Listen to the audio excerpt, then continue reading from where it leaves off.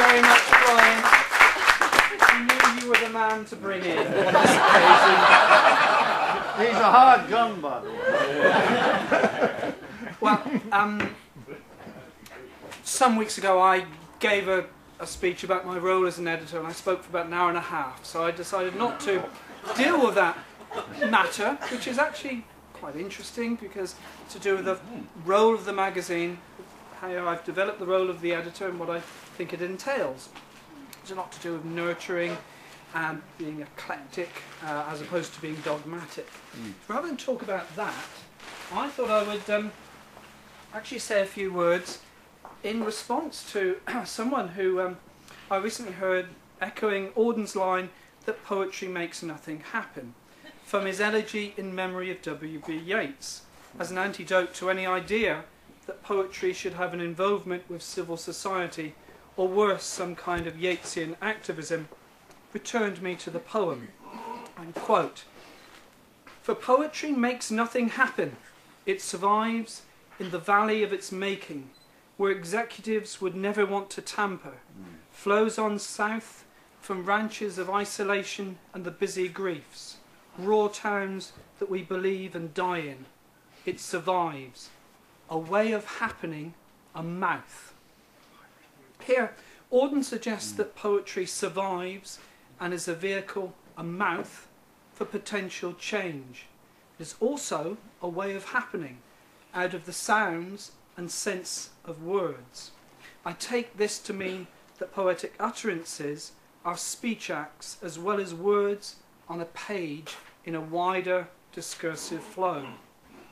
Poetry as a sound and meaning surely can make things happen.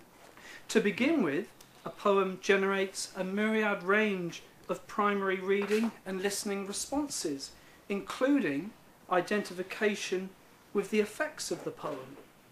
It's this broad identification that triggers movement in terms of and towards secondary reading, writing, and social, political, and legal action. An example is somebody who we had at the Wessex Poetry Festival years ago. Might be Irina Ratushinskaya, the human rights activist, imprisoned for oral agitation and propaganda in March 1983. She wasn't a poet before she was in prison. She began writing poetry on bars of soap, committed them to memory, and recited them to her fellow prisoners who memorized them. These poems, imbued with an intense musicality, work by means of their sound first and foremost. They have a childlike element which feeds into a primary desire for life and spiritual rebirth, and found their way to the West, in not particularly good translations, I should say, where an Amnesty International pen movement ultimately led to her freedom in 1986.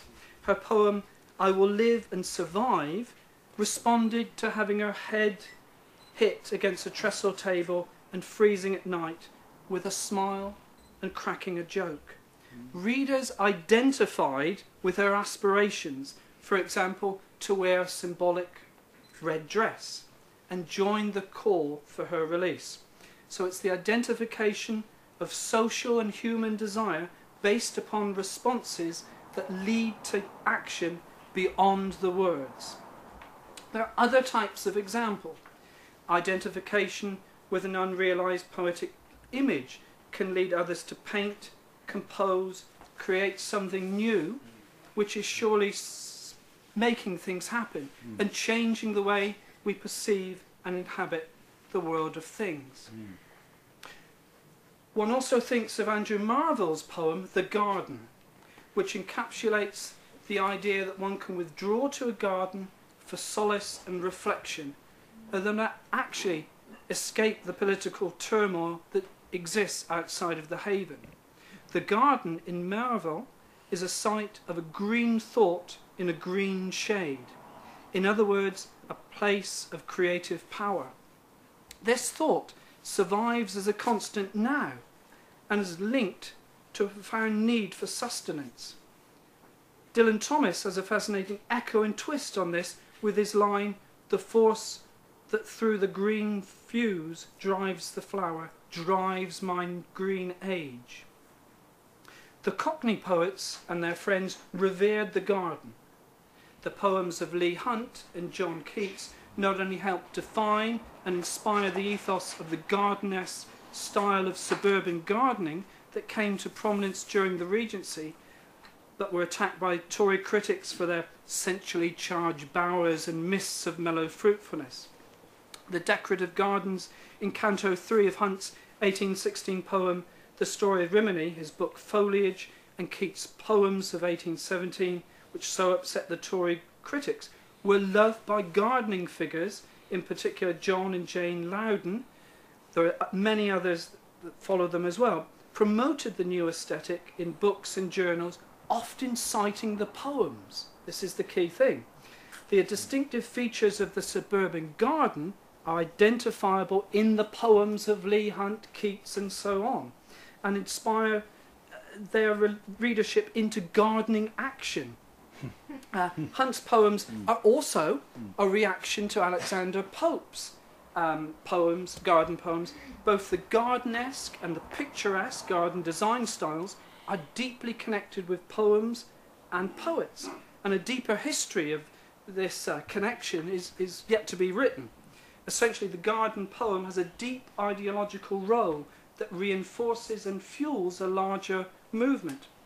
They're quite distinct now from, say, railway poems. So here poems such as Wordsworth's sonnet on the projected Kendal and Windermere Railway led to discussion and responses, as in Richard Monckton Milne's answer to Wordsworth's sonnet against the Kendal and Bowness Railway, do not move beyond Auden's description of the poem as a mouthpiece, of a kind of secondary status compared to, say, poems that imbibe a sense of strangeness or transgression into a new world.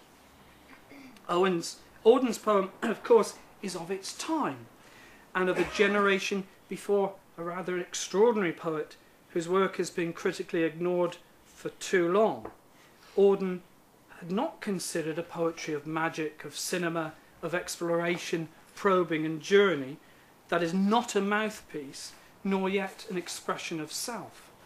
The importance of Dylan Thomas, whose centenary we celebrate on this Monday, cannot be ignored in terms of the rearrangement of the line, a very profound and tangible poetic development, and his musicality.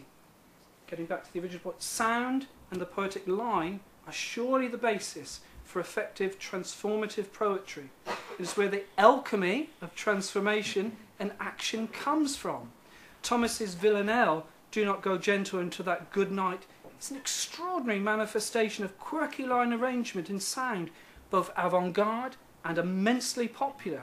Like Ratishinskaya's poems, Thomas's best work has a childlike connection to the seashore, waves of sound, to birth and death, of turning and returning. It's a poetry of the womb and gut, intensely wrought with a rhythm measured to the line and range of meaning. Those who saw and heard him recite were moved not by his words, but by his sounds. As Denise Levertov has written, Dylan transformed the way American audiences thought about listening to poetry. This then is the third example of a poetry that makes things happen. Thomas changed the scope of the poetic line through surrealism and helped create a space, along with the Goons and other radio comedies, open field, beat poetry and so on, for a range of poetics in the 60s. Good examples of the product of this wordplay rearrangement are John Lennon, Spike Hawkins, Tom Rayworth. Interesting, you talk to Tom and he'll say, yes, Dylan was one of the main things that started him writing. It's also no accident that Dylan Thomas is on the cover of Sgt. Pepper, the album. Dylan Thomas, like Tom Rayworth, later takes his readers, listeners, on an unpredictable journey. Their poetry is specified not so much in the range of possible meaning as in the sound and connections, associations that is experienced during the listening reading. Compared to Auden or Larkin's one-dimensional poetry, this is alchemical poetry as heard in live recordings of their readings. all manner of sounds, words and laughter are to be heard. The response is both delayed and instant, an impact long-lasting.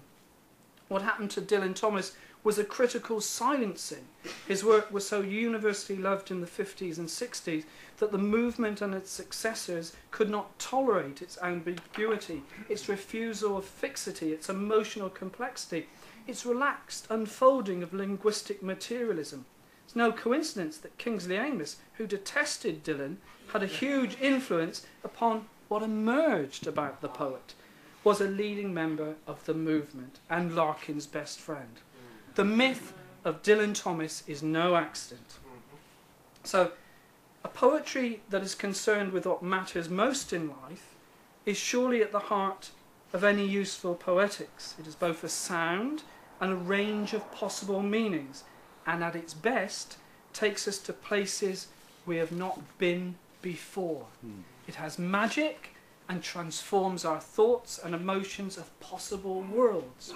Through sound and identification, we, as readers and listeners, do things afterwards.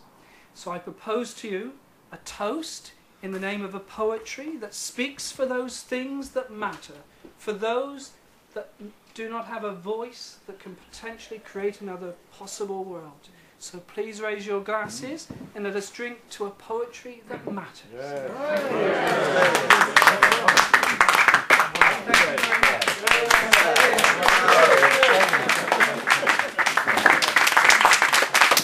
And ladies and gentlemen, could I also ask you to remain on your feet for one moment, just to raise our glasses, which are semi-raised already, to David Caddy for having done this magazine for 30 years, which is an immense amount of time.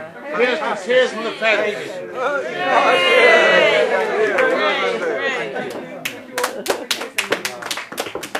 And Ian, we need to toast Ian also for his role in the magazine. Oh no.